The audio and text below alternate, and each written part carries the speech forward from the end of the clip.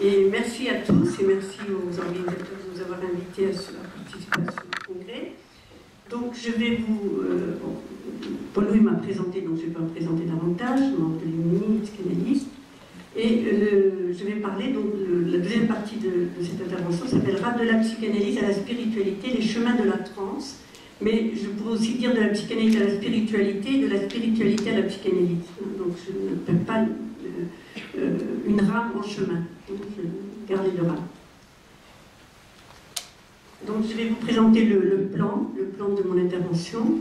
Donc d'abord une très légère introduction pour parler du psy au psy et vice-versa. Ensuite, je vais donner quelques définitions pour qu'on soit d'accord sur les termes employés. Paul-Louis a défini un peu les termes de parapsychologie, je vais définir d'autres termes. Ensuite, je parlerai de ce qu'on appelle l'odyssée de la conscience autour d'un schéma sur les états de conscience non ordinaires que j'appelle les hypnoses. Ensuite, je parlerai de façon plus clinique des expériences paranormales mineures et des expériences paranormales majeures. Et avec, très vite, là je passerai très vite sur quelques regards psychiatriques, parapsychologiques, spirites sur ces expériences. Ensuite, deux mots sur la psychologie transpersonnelle. Et ensuite, l'utilisation des écloses en thérapie. L'utilisation des écloses en thérapie. Ça va comme ça?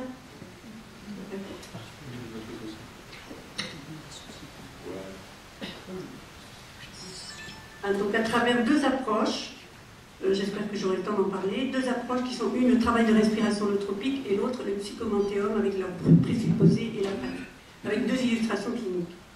Voilà donc le plan de mon intervention.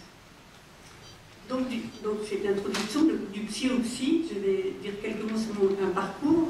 Donc en fait j'insiste beaucoup en parlant du psy au psy et du psy PSI au PSY, parce que effectivement, je suis partie, comme Paul d'ailleurs, d'une formation psychanalytique classique, et je me suis très vite intéressée à ce qui pouvait potentialiser le travail de la thérapie. Notamment, effectivement, et très vite, quand on s'intéresse à ça, on tombe sur la conscience, la question de la conscience, la question de la modification de la conscience, et la question de l'élargissement de la conscience, dans quelle que soit la pratique d'ailleurs à laquelle on s'intéresse. Mais également, la question que je m'étais posée d'entrée de jeu, c'était à quel moment une interprétation psychanalytique porte-t-elle? Et effectivement, elle porte lorsque l'état de conscience, lorsque la régression sur le divan, l'état de conscience est modifié. Donc c'est à partir de là que je me suis intéressée donc, au psy, PSI, au paranormal, aux états de conscience. Donc je vais donner quelques définitions de base. Donc je vais parler de la psychanalyse, de l'archaïque, de la spiritualité, on en a beaucoup parlé toute la journée, mais je vais donner un autre abord de la spiritualité, qui est relié à la totalité, au sentiment d'appartenance. Je parlerai de la transe, d'un autre point de vue également, et de la conscience. Donc on a beaucoup parlé. Donc la psychanalyse, très rapidement, donc, il y a une définition freudienne que je vous rappelle, hein, c'est une méthode d'investigation, de psychothérapie, et un ensemble de théories psychologiques et psychopathologiques.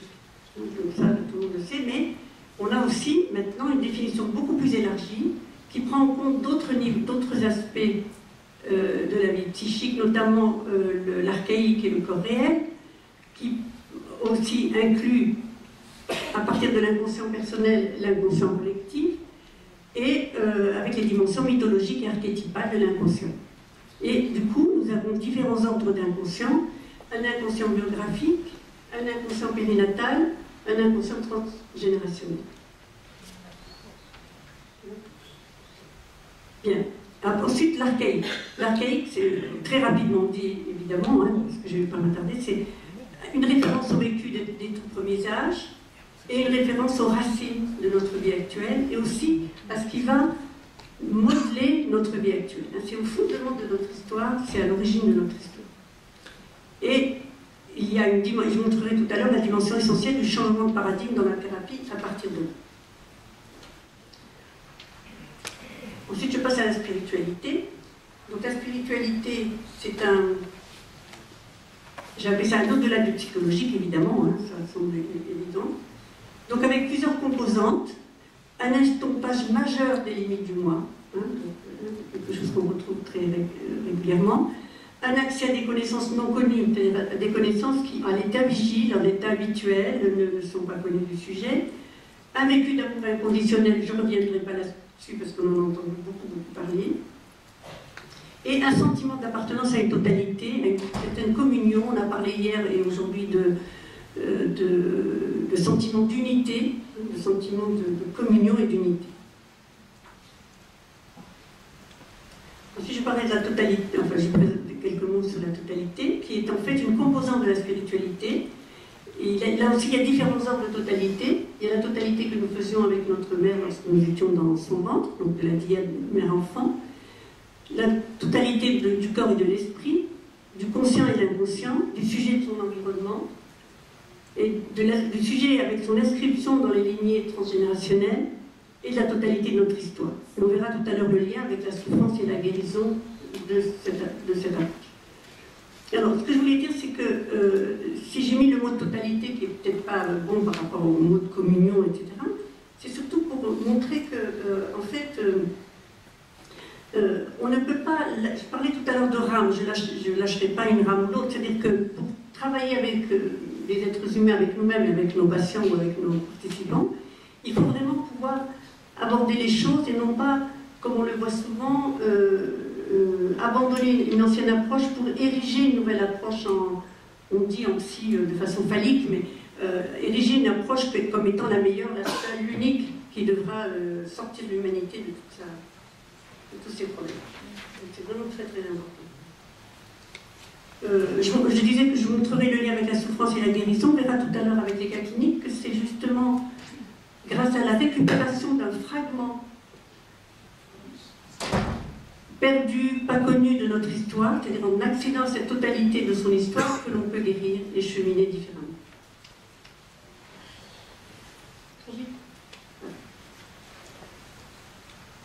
Alors la transe, donc on a eu plusieurs définitions, on pense souvent à une transe agitée, mais on verra que, en fait, on se rend compte, on verra tout à l'heure avec le schéma, qu'il n'y a pas toujours des transes agitées.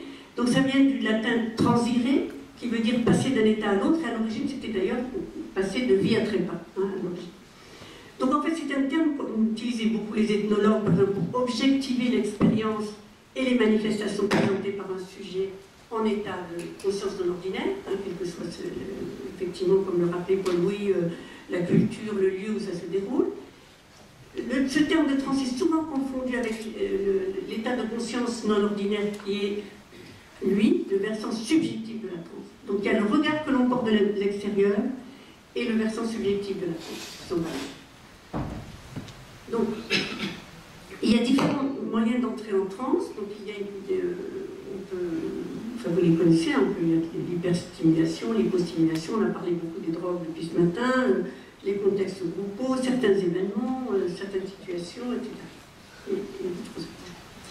Donc maintenant je vais passer le terme qui va être un peu la charnière avec la suite de mon exposé. Donc conscience, ça veut dire avec savoir. Donc c'est un processus qui consiste à donner un sens, mais on pourrait continuer. En fait c'est un processus qui consiste à donner un sens, à un processus qui consiste à donner un sens, à un processus qui consiste à donner un sens, à un processus. On ne s'arrête pas jamais et on n'arrivera pas à trouver ce que c'est.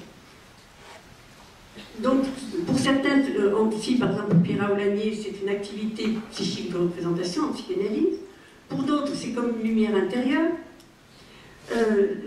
Pour Bergson, c'est un processus qui consiste à intégrer les données du passé et les perceptions présentes en vue d'une élaboration imaginaire du futur. Hein, donc, une autre façon de le définir. On peut définir la conscience selon son objet, par rapport au monde intérieur, par rapport au monde extérieur. J'ai mis un peu sous forme c'est un inconnu ou une inconnue au centre de nous-mêmes. Et on peut penser à la métaphore de l'éléphant que vous connaissez tous et que je peux rappeler. Hein, vous connaissez tous, hein, c'est dans un pays, dans un village où il y avait plein d'aveugles, arrive un éléphant et les aveugles sont très très excités. On leur a dit qu'il était arrivé un énorme animal, et donc tout le monde se précipite pour essayer de connaître cet animal, et les aveugles le touchent. Donc, alors certains vont dire que c'est une énorme colonne, donc ça veut dire que c'est un énorme tuyau avec deux trous, ou quelqu'un d'autre va dire que ça ressemble à un tapis, un grand tapis, etc. Donc on voit bien que, et je pense que c'est de la même façon, la conscience, on ne peut la définir qu'à partir de... il faut la définir en disant de quoi est-elle? C'est la conscience de quoi? Très souvent on dit conscience de... J'ai conscience d'être éveillé, conscience d'être endormi, conscience de souffrir, conscience de ceci. En fait, on la définit de cette façon.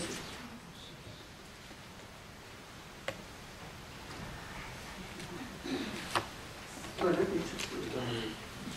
Ah oui, voilà. Donc pour ce qui concerne notre corps, c'est pour ça que ça va être...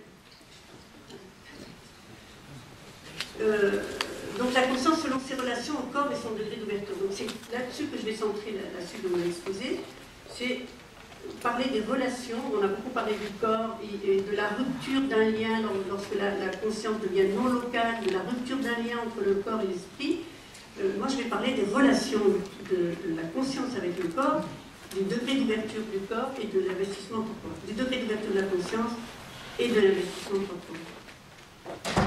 Alors, le schéma que je vais présenter, je le dois en partie, et on y travaille maintenant depuis très longtemps à l'ICLK, avec notamment Gérald de Waterken. Donc je le dois à cet homme qui était directeur de l'Institut métapsychique de 77 à 95, qui s'appelait Dr Hubert Larcher, qui est mort depuis quelques années. Donc, par rapport à ce qu'on dit ce matin, il ne désigne pas un autre monde, mais c'était un homme qui était toujours curieux d'aller toujours plus loin dans la compréhension des choses, dans la compréhension de la conscience notamment, et des phénomènes qui lui sont liés. Donc il a appelé, j'ai appelé cette slide état de conscience, état de la conscience, état psychophysiologique. Donc on a beaucoup parlé de l'état, on n'a pas beaucoup entendu vigile, on a employé le mot état d'éveil. En fait, c'est pas tout à fait pareil. Enfin, état vigile, c'est celui dans lequel nous sommes là tous, dans lequel vous êtes en principe à peu près en train d'écouter, dans lequel je suis moi-même, dans lequel donc l'état où on est vraiment au centre de nous-mêmes. Nous savons qui nous sommes, nous savons qui est autour de nous, nous savons ce que nous sommes là, etc. Donc modifier, effectivement, et, pour moi ça a à voir avec les états, c'est pas la conscience qui est modifiée, ce sont les états qui sont modifiés. Et j'adopte, comme les Japonais, comme Larcher, le terme de psychophysiologie qui me semble devoir rendre plus compte et mieux compte de ce qui se passe. Parce que ça met en scène les liens du corps et de la psyché, ça parle du désinvestissement énergétique du corps contemporain de l'ouverture de plus en plus grande des champs de conscience, à partir de ce schéma que je vais vous présenter maintenant. Voilà le schéma. L'état psychophysiologique, donc on a parlé tout à l'heure de la façon dont on pouvait accéder à l'extase, etc. Enfin, on parlait. Donc en fait, vous voyez qu'il est partagé en gros en deux niveaux. Le niveau du bas, global. Donc le niveau, voilà, en bas, de la veille jusqu'à la thanatose, concerne le corps. Et lorsqu'on descend de la veille jusque-là, c'est le désinvestissement énergétique du corps de plus en plus marqué. Et là, on descend, le corps, il se refroidit, on va les voir en parlant. Ici, ça concerne la vie psychique, la conscience, c'est-à-dire la conscience de l'attention vigile qui va monter jusqu'à la béatitude. Et il y en a sur lesquelles je vais lire, évidemment. Donc, on va reprendre donc, la veille. On vient de le voir avec l'attention vigile. Donc, si on prend la veille, là, c'est l'état. On a un tonus musculaire normal, on se tient sur notre chaise, on est sous le corps est sous l'influence du sympathique, et on est plutôt centré, comme je le disais tout à l'heure.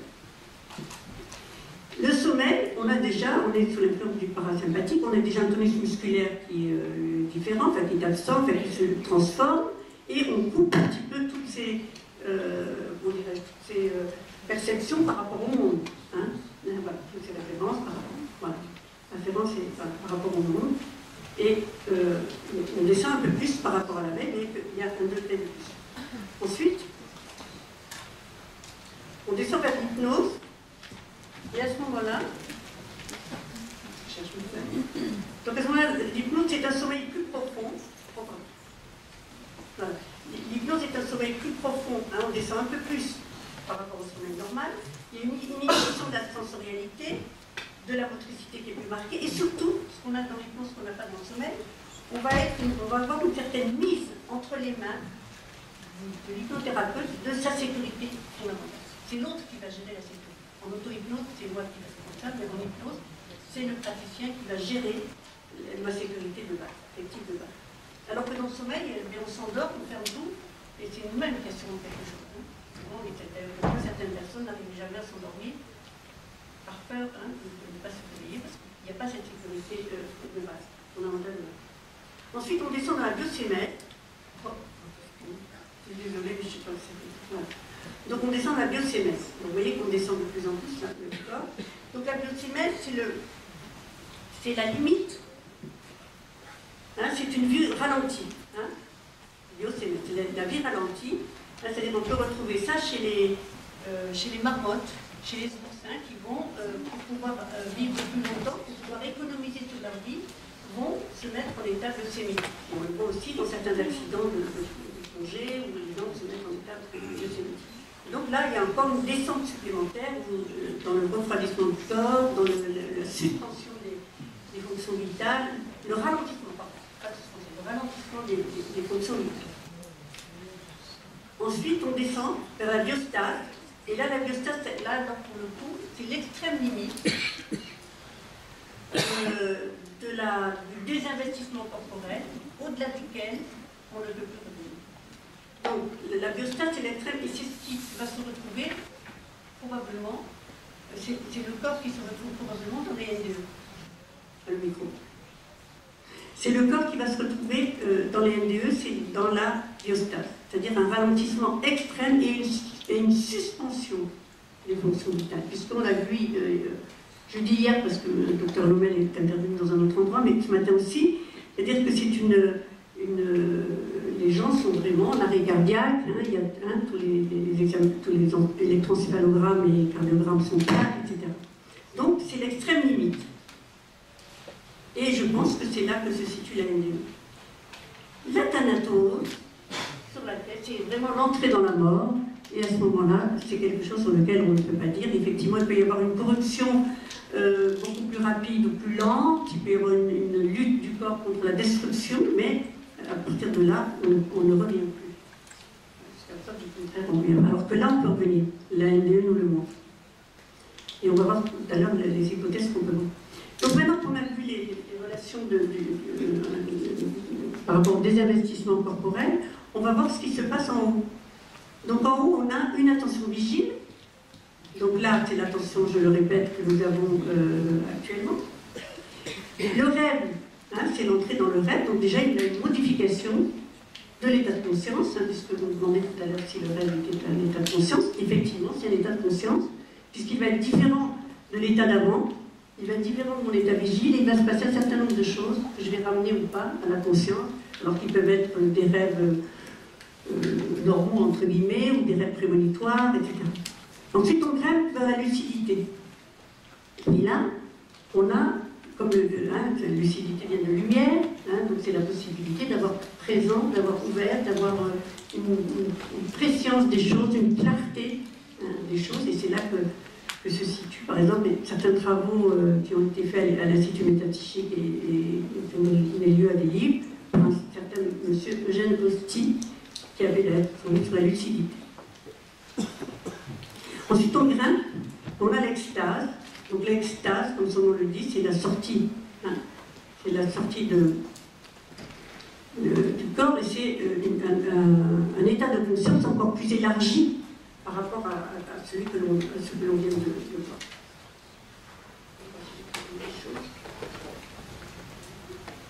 Donc là, on peut imaginer, Paul Louis tout à l'heure faisait dans le schéma de Thomas, la différence entre l'OBE, et on peut penser qu'ici, dans l'extase, on peut situer l'OBE. Alors que dans la psychostase, c'est un état plus grand, enfin une ouverture beaucoup plus grande, une expansion beaucoup plus grande de la conscience. Et puis la béatitude, seuls les mystiques ou les gens sur laquelle ils peuvent dire quelque chose et qui est relié, on va le voir maintenant.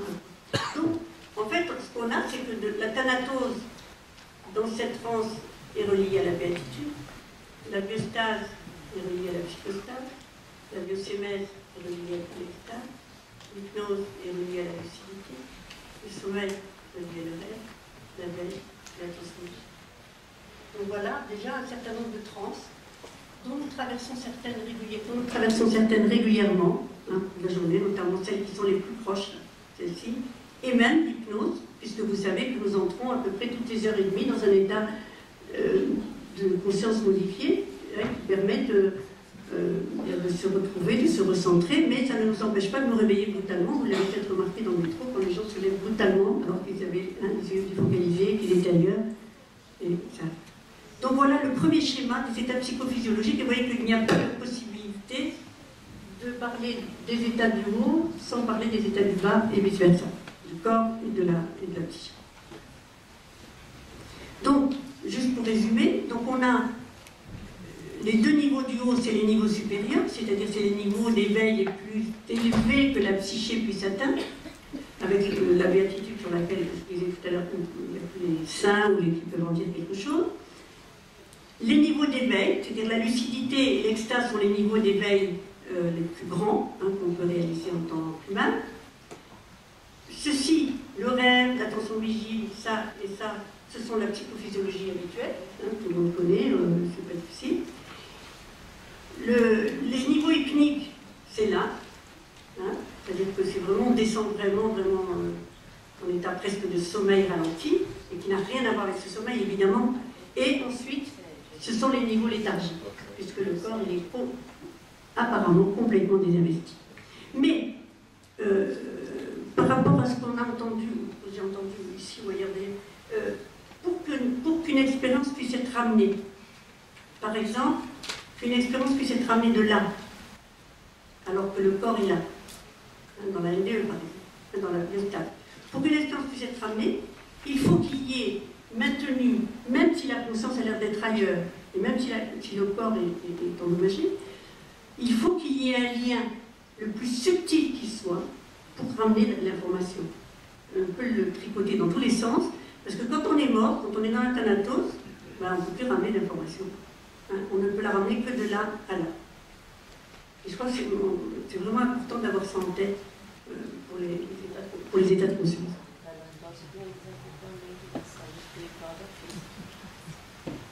Ok. Donc en fait, du coup ça s'appelle les transhermétiques, parce que c'est Hermès, c'est le dieu Hermès qui avait l'habitude de voyager des enfers au sommet de l'Olympe, et du sommet de l'Olympe aux enfers, et qui pouvait passer par le centre, qui est le commerce avec les hommes, c'est-à-dire l'attention vigile, c'est le commerce avec les hommes, et qui pouvait aller du haut vers le bas et du bas vers le haut. Hein. Donc en fait, il y a 6 passages, alors je ne vous les fais pas, je vous ai dit ça. On peut faire des flèches dans tous les sens, donc il y a 6 passages logiques ici, et ensuite, et là, on peut trouver 72. Si on s'amuse à faire tout, puisque ce qui se passe dans ces états-là, c'est qu'on peut passer d'un état du corps à un autre état de la conscience, d'un autre état de la conscience à un autre état du corps, et qu'on peut comme ça trouver des flèches à double sens qui donnent 72 trans. Donc vous voyez que la transe et la modification de l'état de conscience sont quelque chose d'extrêmement complexe. Beaucoup plus complexe que quand on dit simplement état modifié de conscience. État modifié de conscience, on les vit tous à plusieurs moments de la journée, encore une fois. Donc ce qu'on a ajouté, nous, c'est qu'on a ajouté quand même l'attention vigile et la veille, hein, donc les schémas de l'Archer, on a ajouté ça, et c'est vrai qu'on essaie de les travailler, de les étudier à partir d'une approche dont je vais parler dans quelques instants. Ça va? Voilà, maintenant on passe maintenant je vais peut-être être plus directement dans la suite de ce qu'a présenté Paul-Louis. Donc les expériences, vous savez maintenant ce que c'est, puisque vous avez entendu la définition, je vais insister, vous savez les différentes, voilà. Donc, il y a des conséquences à l'ouverture du champ de conscience, puisqu'on trouve ça. Donc cette ouverture peut être soit aménagée et apprivoisée, donc dans un travail, dans la méditation progressive, et un certain nombre d'autres approches, soit elle peut être brutale, soudaine ou violente, violente, tout ça à la fois, et à ce moment-là, on a des tableaux cliniques qui vont correspondre à ces expériences, soit ce que j'ai appelé des expériences paranormales mineures, mais maintenant vous savez ce que c'est par rapport à la présentation d'avant, ou des expériences paranormales majeures.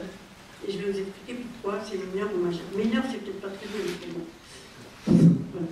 Donc les expériences paranormales mineures, ce sont les expériences qui mettent en scène ou font vivre au sujet des phénomènes inhabituels, extraordinaires, déroutants, mais qu'il peut gérer. Hein, par exemple, on fait un rêve prémonitoire, on se dit oh là là, qu'est-ce qui s'est passé, puis on se rend compte qu'on peut l'expliquer ou qu'il concerne tel ou tel événement, mais ça ne vient pas bousculer notre assise interne. Par exemple, ou avoir tout d'un coup avoir une synchronicité un peu étonnante. Donc là, à ce moment-là, effectivement, c'est tout à fait gérable. C'est des expériences, tu as parlé tout à l'heure de psychoparanormalité du quotidien, c'est ça. Hein, ça renvoie à la psychoparanormalité du quotidien. Chacun d'entre vous peut raconter des expériences qui se sont passées sur ce mode-là. Alors, par contre, ces expériences paranormales majeures sont beaucoup plus dramatiques parce qu'elles vont faire effraction, c'est-à-dire soit les capacités du sujet n'étaient pas capables de gérer ça, soit effectivement l'information était trop forte, enfin peu importe, en tout cas c'est un trauma qui peut être consécutif à un deuil, à une séparation, à des événements inélaborables, et dans ces cas-là, on se rend compte que l'appareil psychique est largement débordé par la violence de l'événement. Je peux donner là aussi une métaphore, c'est comme si on se trouvait dans une maison qui est tranquille, etc., et que tout à coup, il y a une inondation majeure qui arrive, qui vraiment ne nous donne même pas le temps de ramasser nos affaires et qui vraiment déborde les choses. Et c'est ce qui se passe avec ces EPMA, le temps paranormal majeur. Alors, je suis comme Paul Louis, donc je sépare bien ce qu'il en est du vécu des EPMA et ce qu'il en est de l'interprétation qu'on pourrait en donner. Hein. Donc, ce que je vais présenter, c'est les vécus. Les vécus. Donc, ça peut être divin et démoniaque ou démoniaque, ou extase et épouvante, moi, être dans les mêmes, amour inconditionnel, mais aussi haine, hein, on oublie toujours, hein, parce qu'il y a toujours les deux aspects, sentiment d'appartenance à une totalité ou et vécu d'abandon, de solitude, d'insécurité fondamentale, perte des limites, sentiment d'être lié au cosmos, aux autres, etc. Donc, mais chaque point peut avoir son opposé. Chaque point peut avoir son côté négatif, hein, son côté difficile. Un peu comme les NDE, hein, dont on parlait, on disait est-ce qu'il y a des NDE négatives ou des NDE où il n'y a que des NDE positifs, où il n'y a que des effets positifs des NDE. Enfin, alors toujours, donc ça c'est les vécus et les thématiques qui les accompagnent. Les vécus sont ceux-là et les thématiques sont celles-ci. Et donc c'est pour ça qu'il faudra faire très attention dans les interprétations. Le sujet va dire, j'ai vécu une expérience mystique, j'ai vécu un éveil de la Kundalini, j'ai vécu tout à coup, je me suis mis à entendre tout le monde, on va faire bouger tous les objets. J'ai eu une NDE, j'ai eu une crise chamanique, j'ai été enlevée par des ovnis. J'imagine que vous avez déjà entendu parmi ceux qui sont thérapeutes, par vos patients, je suis possédée par l'esprit de décédés, de démons, de djinns, etc. Des allégations, le ASVA, qu'on voit un certain docteur Schneider, qui appelle ça une allégation de syndrome de vie antérieure. Allégation. Communication avec les esprits, channeling, spiritisme, etc. Donc tout ça, c'est des contenus avec lesquels on peut, en fait, c'est la forme et le discours et le vécu que va prendre l'expérience extraordinaire ou exceptionnelle que va vivre le sujet. Alors, conséquence de cette ouverture, donc souvent, la première des choses, c'est que le dedans et le dehors se confondent. Il n'y a plus de dedans et dehors. Les barrières psychiques deviennent poreuses. Blocage et inhibition des facultés de pensée. Et parfois aménagement délirant. Bon, je passe là-dessus. Donc, tout va bien. D'accord. Okay. Parce que je voudrais dire quand même de Catherine. Donc en général, mais je vais très vite parce que Paul en a parlé aussi, donc c'est vrai qu'en général il y a une seule grille de lecture quand on est psychiatre, classique, etc. Bien qu'aujourd'hui on ne sait pas qui est classique et qui n'est pas classique. Donc il y a un risque effectivement de psychiatrisation de ces états, il y a un grand problème de diagnostic différentiel qui se pose, effectivement, c'est très important. Donc ça, regardez par un psychologue. Donc les écueils possibles, c'est soit la fétichisation, soit effectivement dans le sens où on va prendre au pied de la lettre ces récits qui nous sont faits et oublier les autres aspects. C'est-à-dire on peut effectivement parapsychologiser à outrance. Hein. C'est un des écueils de la parapsychologie. On pourrait avoir tous. Au vu des spirites. Alors, au vu des spirites, donc évidemment, la première des choses qui est posée, c'est qu'il y a une communication avec un au-delà aussi, que l'autre, il existe, on peut communiquer avec lui. Ça pose la question du deuil. Donc en fait, un écueil pour moi dans ce tout spirit, évidemment, pas de façon, il faut toujours mettre des nuances, mais dans le tout spirit, c'est qu'effectivement, le travail qu'on est obligé de faire lors d'un deuil, le travail que nous sommes obligés d'avoir lorsque nous battons quelqu'un, réellement, qui change notre réalité, qui change notre entourage, qui change notre façon d'être, qui fait un trou, une béance dans notre appareil psychique et dans notre corps, eh bien, le fait de penser que c'est pas grave, je peux communiquer avec lui et je suis en contact avec lui, eh bien, ça évite ce travail, ça évite de se confronter puisqu'il est toujours vivant. Dans la réalité, il est peut-être toujours vivant, j'en sais rien, mais de toute façon, il y a un deuil, il y a une mort, il y a une disparition du corps, dont il faut tenir compte et donc on ne peut pas zapper comme ça, sous prétexte qu'il y a un acte. Donc les conséquences, ce sont celles-là, je vais pas passer. Alors les autres points de vue, c'est vrai qu'on tape beaucoup sur les psy classiques, mais en fait, bon, il y a eu des changements, il y a eu des choses, il y a déjà des gens qui commencent dans le DSM-4, il y a des gens aussi qui commencent à parler des aspects psychospirituels de ces expériences. L'apport de la psychologie transpersonnelle, c'est-à-dire qui montre qu'il y a quelque chose d'autre au-delà de la psychologie individuelle, il y a quelque chose d'autre auquel nous sommes reliés, mais qui est aussi relié à nous. Il ne faut pas oublier que la psychologie transpersonnelle n'implique pas que je coupe avec une histoire personnelle. Le fait de tenir compte, ça c'est à partir de Stanislav Grof, dont je vais parler tout à l'heure, les concepts d'émergence et d'urgence spirituelle, mais là aussi, en faisant très attention, parce qu'on ne peut pas prendre toute expérience un peu beaucoup bouleversante pour une urgence spirituelle. Alors aussi, il faut vraiment, il y a des questions de diagnostic très importantes. Et dans la suite de ça, effectivement, les Grof, Christina et Stan ont créé le Spiritual Emergency Network, dont certains d'entre vous ont entendu parler, que vous pouvez aller trouver sur le site. Donc, vous voyez bien qu'il y a une hyper-complexité des EPA, il y a différentes dimensions d'hétéroclinie, et il faut une polycompétence, une polyregard, une transdisciplinarité. Je rejoins là-dessus Paul-Louis qui en a parlé tout à l'heure, mais je ne vais pas. Donc, pour une psychothérapie de ces états, alors, dans des échanges tout à l'heure et à d'autres moments, la question se pose souvent de quelle est l'attitude du thérapeute par rapport à un matériel tel que celui que je vais dénoncer, en fait, toutes ces expériences que les personnes peuvent vivre. Effectivement, on peut très bien entrer de plein pied dans l'expérience et dire oui, c'est ça. Oui, moi je pense que c'est ça. Moi je pense que c'est les morts qui viennent nous parler, ou moi je pense que c'est un phénomène paranormal de ce type. Alors qu'en fait, c'est un objet qui doit être resté dans une transitionnalité. C'est-à-dire, en tant que thérapeute, nous n'avons pas à statuer sur ce. Nous avons à statuer dans notre tête pour établir le diagnostic et pour voir comment on va aider la personne. Mais il est évident qu'on ne peut pas. Il faut laisser l'expérience dans une zone entre les deux, intermédiaire, transitionnelle, comme disait Winnicott. Donc, de laisser la symptomatologie dans une zone d'indécidabilité. Donc, moi, outre la psychanalyse et la psychothérapie, effectivement, j'ai introduit deux grands outils thérapeutiques dans ma pratique. C'est le TRH, travail de respiration holotropie, que je dois donc à Stanislav Grof, dont vous entendez parler, et qui vient d'ailleurs faire début novembre. Le 8 et 9 novembre. Donc, qui est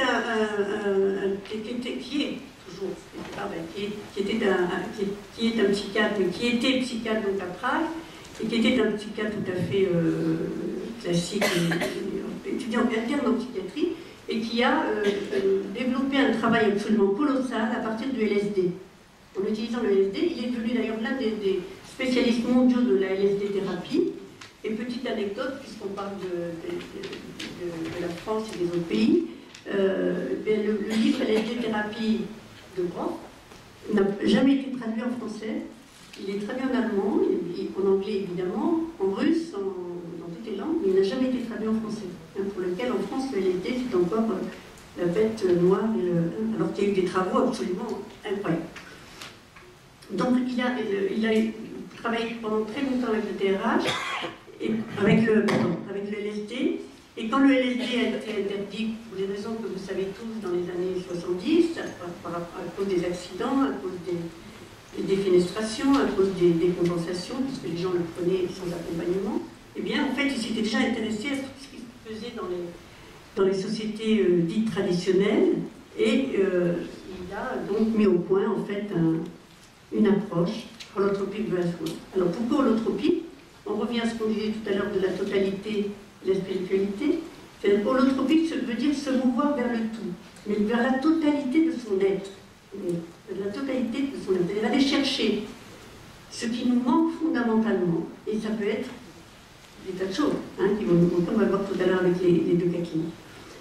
Donc pour moi, ça a été vraiment une indication très privilégiée des EPMA, des expériences paranormales majeures, c'est-à-dire de celles qui bouleversent l'ordre établi, qui bouleversent la structure psychique du sujet et qui le font se comporter comme un fou, quoi. Enfin,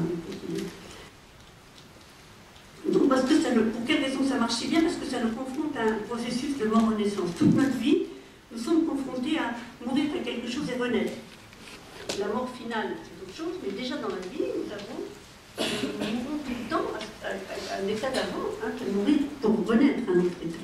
Et donc le TRH joue bien cette fonction. Il a aussi une fonction de contenant, de révélation, de résonance. Et comme je dis, c'est un baptistère de la conscience.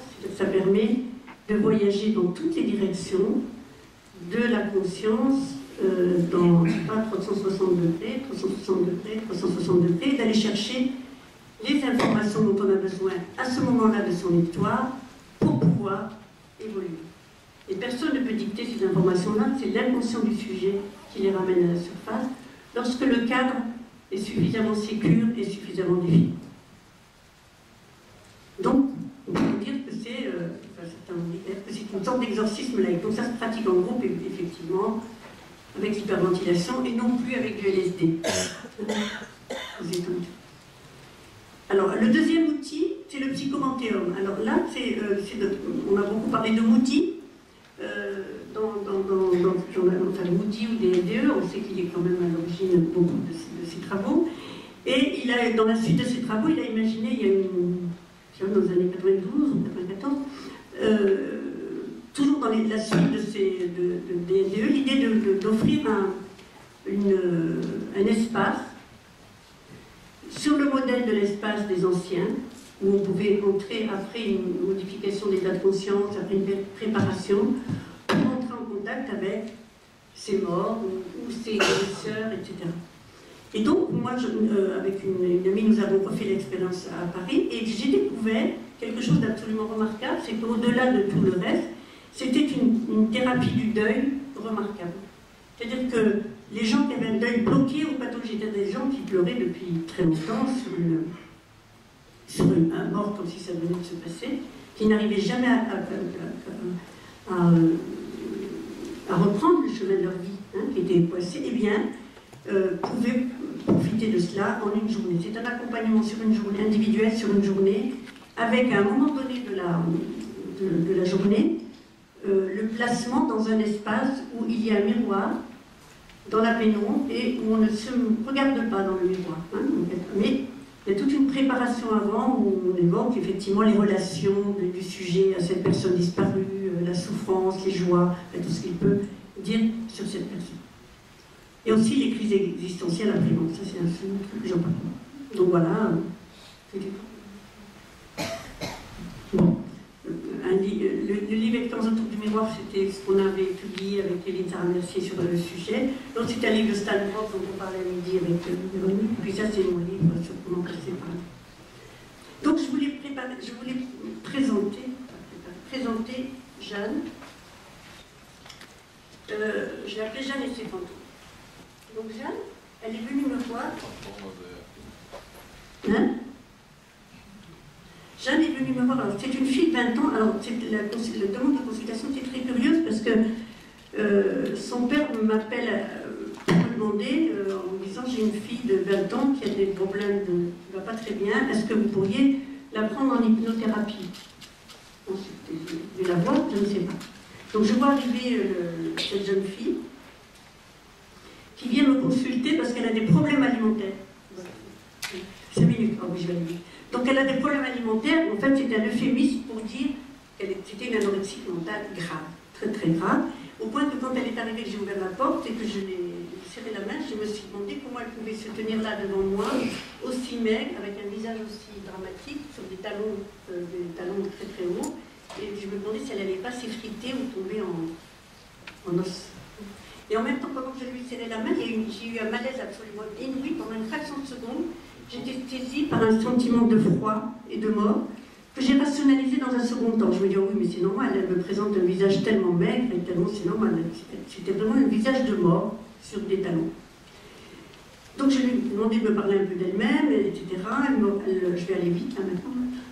Donc elle était en fait arrivée en France à l'âge de 5 ans, venant d'un pays d'Est, et son père était d'origine juive, sa mère était catholique, mais ni l'un ni l'autre ne pratiquait ni la religion catholique, ni la religion juive. Par contre, elle, donc elle avait 20 ans, depuis 3 ou 4 ans, elle pratiquait le Shabbat avec, encore de façon plus orthodoxe, plus serrée, plus austère que n'importe quel juif de confession. Hein, c'était absolument aux grandes dames de ses parents, qui ne comprenaient absolument pas ce qui lui arrivait. Et elle disait que c'était capital, et en plus, elle avait, la formation qu'elle m'a donnée à ce moment-là, c'est que quand quand les camps de concentration ont été ouverts pour être visités, elle a été une des premières à s'inscrire pour aller visiter l'un des camps. Alors que rien dans l'histoire des parents ne laissait entendre ça. Donc du coup, moi, devant un tel tableau, je me suis dit, bon, elle a une anorexie majeure, mais je risque de me planter en entrant là-dedans, et je me suis dit que j'avais besoin du groupe. J'avais besoin du groupe pour lui donner un espace pour qu'elle puisse déployer quelque chose. Et donc, c'était extraordinaire de pouvoir lui proposer un groupe holotropique parce que je ne voyais pas ce que je pouvais faire en relation duel avec elle. Et donc, elle vient donc à cette respiration et elle accepte les consignes. Donc, les consignes, c'est hyperventiler, se laisser porter, etc. par la musique. Donc, on peut en parler après si vous voulez. Et elle a une expérience. Elle entre dans son expérience et puis elle entre dans un état de biosémèse dont on parlait tout à l'heure, celui avant la biostase, hein, celui où il y a la vie ralentie. Elle entre dans un état de vie ralentie, et après elle dira d'ailleurs qu'elle était, quand elle est revenue, elle était glaciale, et elle sort de son corps. Donc elle a eu une OBE, dit-elle, et elle voit un peu les gens dans la salle, et puis elle s'en va très vite. Et elle raconte après, voilà ce qu'elle raconte, elle dit très vite, dès les premières hyperventilations, je suis sortie de mon corps, et je me suis mise à flotter au-dessus. Mais un corps qui perdait de son importance. Puis la salle et les autres ont disparu et je me suis mise à m'approcher de l'horreur et à approcher l'horreur. Je savais qu'il fallait que j'aille voir, que c'était inévitable et irrésistible. Et peu à peu, comme un rideau qui se lèverait sur une scène, j'ai vu des personnes, des vieux, des jeunes, des enfants, des adultes, brûler, se faire brûler dans une grange. Je savais qu'ils étaient tous d'une même famille. Je savais qu'ils étaient juifs, brûlés par des Allemands. Je savais elle a eu le chiffre de 80 personnes. Je savais que c'était vrai. Et j'en ai éprouvé une peine immense. Je savais que c'était ma famille. Puis au bout d'un long moment, tranquillement, j'ai voyagé, j'ai regagné mon corps, quand vous m'avez appelé. En fait, au bout des 3 heures, on a été la chercher quand même, c'était la fin de l'expérience. Et quand elle raconte ce récit, elle est calme, elle est émue, mais calme, et elle raconte ça dans le groupe, évidemment. Et tout à coup, j'ai pensé à la présence de mort que j'ai ressentie quand je lui ai touché la main. Je me savais tout ça qu'elle portait en elle. Et évidemment, son père était très inquiet et demandait à venir le voir quand même à la fin de la journée ce qui s'était passé. Donc on a rendez-vous avec le père et elle lui raconte ce qui s'était passé. Et le père se met à pleurer en lui disant cette phrase: enfin, tu m'as apporté une réponse à des questions que je me posais sans jamais pouvoir avoir une réponse. Et en fait, l'histoire était que ce père est né bien après la guerre, le père de ma patiente est né bien après la guerre. Et en fait, l'histoire qu'ils ont ensuite reconstituée, retrouvée, était l'histoire du grand-père, du père de son père, qui vivait évidemment en Allemagne et qui a fait passer toute sa famille en Pologne 80 personnes, ses tantes, sa première femme, ses premiers enfants, ses cousins, ses cousines, pour les sauver, parce qu'il y avait des choses qui n'allaient plus en Allemagne. Et lui a dit, je vous rejoindrai demain. Et il est resté donc en Allemagne, et dans la nuit, vous connaissez l'histoire, fermeture des frontières, et il est resté comme ça, et en fait toute la famille s'est fait massacrer, sauf lui. Le seul survivant avec la culpabilité, vous imaginez, c'était lui. Et puis il a complètement censuré tout ça, et il a pris la guerre, il a refait sa vie avec une Russe, il a eu cet homme, qui a d'ailleurs s'est marié dans le même pays, à qui il n'a jamais raconté l'histoire. Et donc ce que nous disait, alors effectivement on peut parler de la conscience non locale, de l'expansion du champ de conscience qu'elle a vécu, mais ça lui a permis d'aller chercher l'information, un peu comme si son corps criait, mais dites-moi donc, quelles sont ces morts que je porte en moi.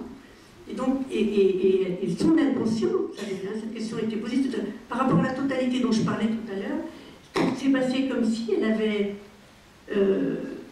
elle criait après un fragment d'histoire qui lui était dû, mais que personne ne pouvait lui donner, jusqu'à presque mourir, et que, étant dans un état de conscience largement modifié, où elle est sortie de son corps, donc où elle est partie, eh bien, elle n'a pas eu de NDE, c'était pas du tout une NDE, c'était vraiment un voyage hors du corps, et dans un espace où elle a halluciné, de façon hallucination véridique, on dit, et elle a ramené cela, ce qui l'a libérée dans sa vie, et ce qui a été, elle guéri son anorexie, elle est médecin aujourd'hui, elle est installée, bon, ça c'est la petite histoire, mais jamais on n'aurait pu, si on avait décidé, ou si j'avais dit, bon, l'anorexie c'est ça, je pense que vous souffrez d'anorexie parce que peut-être vous êtes intéressé par l'horreur d'Auschwitz, j'en sais rien.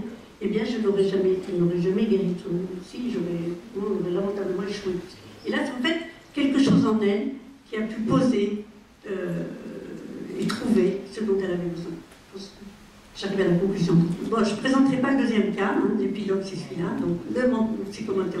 Alors, juste cette conclusion-là, c'est que du coup, la souffrance et la maladie sont une perte de sens et une perte de sentiment d'appartenance à différents ordres de totalité. C'est comme la métaphore de l'abeille que vous connaissez. Donc l'abeille toute seule, elle est rien sans la ruche. Donc du coup, le rôle de la conscience et de son ouverture retrouve ce sens perdu, ramène ce fragment d'histoire perdue et restaure ce sentiment d'appartenance à une totalité et met les réfugiés sur le chemin de la guérison. Je vous remercie.